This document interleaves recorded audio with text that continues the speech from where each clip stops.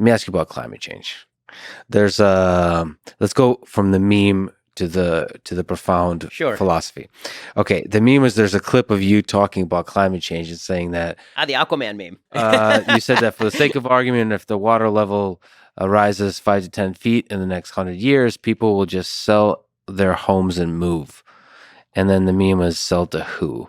Can you argue both sides of that? The argument that they're making is a straw man. The argument that I'm making is over time. I don't mean that if a tsunami is about to hit your house, you can list it on eBay. That's not what I mean, obviously. What I mean is that human beings have an extraordinary ability to adapt. It's actually our best quality. And that as water levels rise, real estate prices in those areas tends to fall. That over time, people tend to abandon those areas. They tend to leave.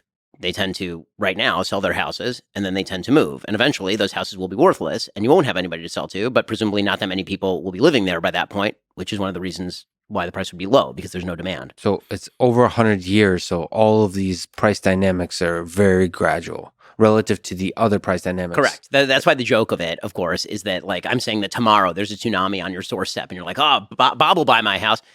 Bob ain't going to buy your house. Like, we all get that. But it's a funny meme. I'll admit I laughed at it. How is your view on climate change?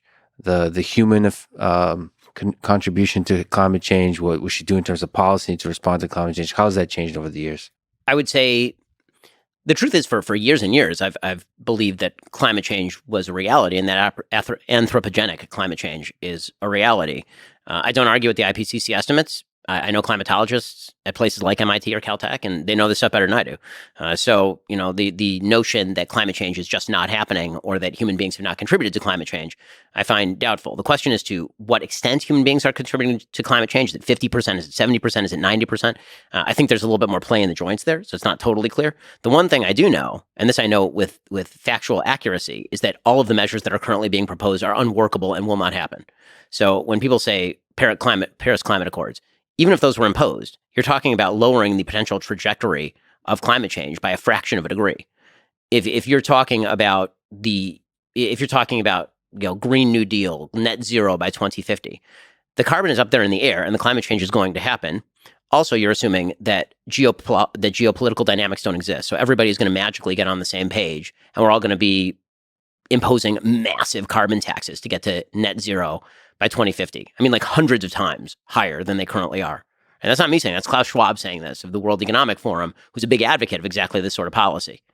And the reality is that we're going to have to accept that at least 1.5 degrees Celsius of climate change is baked into the cake by the end of the century. Again, not me talking, William Nordhaus, the economist who just won the Nobel Prize in this stuff talking. And so what that suggests to me is what we've always known. Human beings are crap at mitigation and excellent at adaptation. Right? We are very bad at mitigating our own faults. We are very, very good at adapting to the problems as they exist.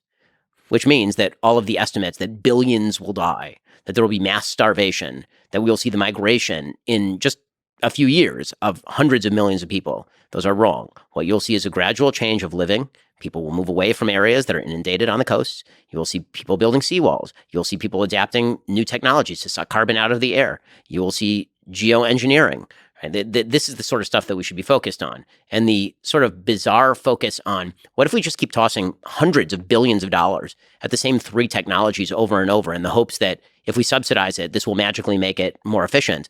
I've seen no evidence whatsoever that is going to be the way that we get ourselves out of this. Necessity being the mother of invention. I think human beings will adapt because we have adapted and we will continue to adapt. So to the degree we invest in the threat of this, it should be into the policies that help with the adaptation versus the mitigation. Right. Seawalls, geoengineering, developing technology, suck carbon out of the air.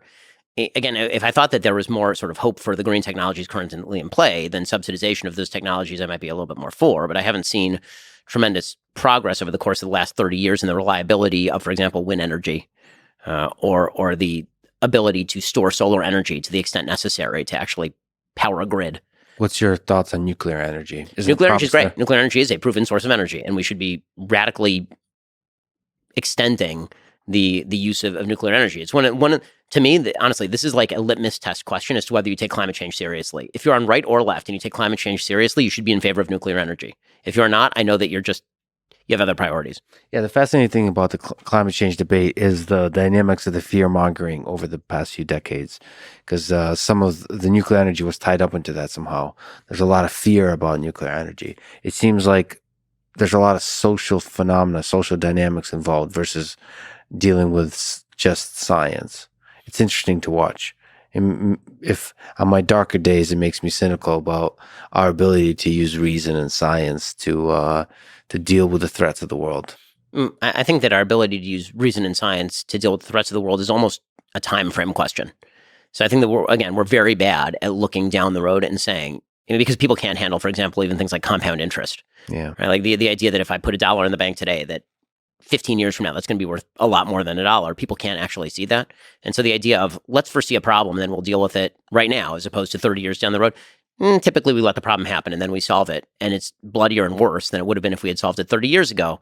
But it is, in fact, effective. And sometimes it turns out the solution that we're proposing 30 years in advance is not effective. And that can be a major problem as well. Well, that's then to steelman the case for fear-mongering, for irrational fear-mongering. We need to be scared shitless in order for us to do anything.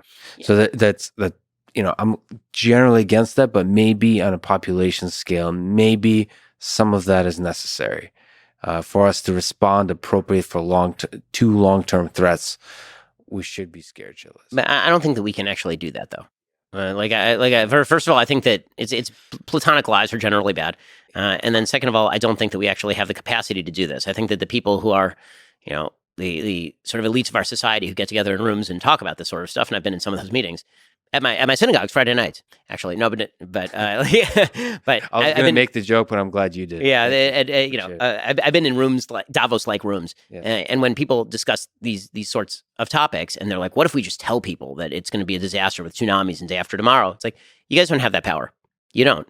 And by the way, you dramatically undercut your own power because of COVID to do this sort of stuff. Because a lot of the sort of, what if we scare the living hell out of you to the point where you stay in your own house for 2 years, and we tell you can't send your kids to school, and then we tell you that the vaccine is going to prevent transmission, and then we also tell you that we need to spend $7 trillion in 1 year and it won't have any inflationary effect, and it turns out you're wrong on literally all of those things.